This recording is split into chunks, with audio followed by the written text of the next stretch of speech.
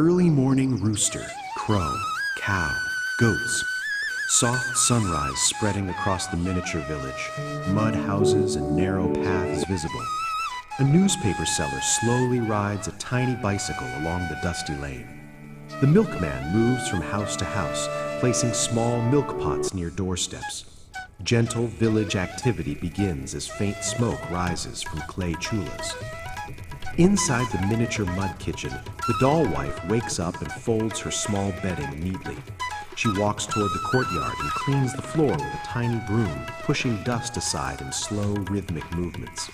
The cow stands quietly near the shed. She places a small brass pot underneath and milks the cow with steady hand motions. Fresh milk fills the pot, while soft morning light enters the courtyard. She carries the milk inside and sets it on a wooden shelf. Then she walks toward the grain storage corner and carefully lifts a small clay jar of basin flour. Using a tiny stool, she reaches the shelf and brings the jar down with both hands. The kitchen remains calm, with soft ambient sounds of birds and distant village footsteps. She places a small iron kadhai on the clay chulha and arranges small firewood pieces underneath. With a wooden stick, she lights the chulha. A small flame slowly grows and flickers warmly. She gently pours basin flour into the kadhai and begins roasting it with a tiny spatula. The stirring motion is slow, circular, and continuous.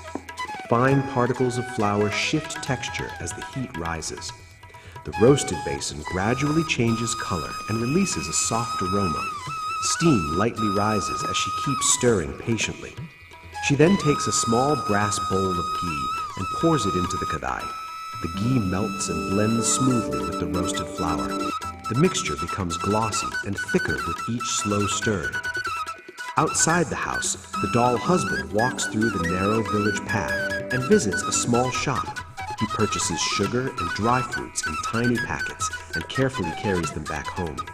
He enters the courtyard and places the ingredients on the wooden table without entering the kitchen workspace. Back in the kitchen, the doll wife removes the kadhai from the flame and sets it aside to cool slightly. She opens the sugar packet and gently pours powdered sugar into the warm mixture. Using steady, circular motions, she mixes everything slowly.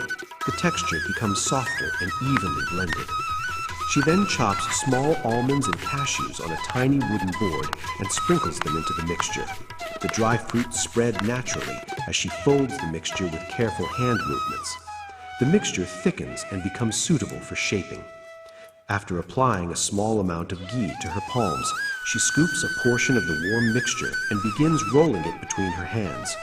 The round laddu shape forms gradually with smooth, slow rotations.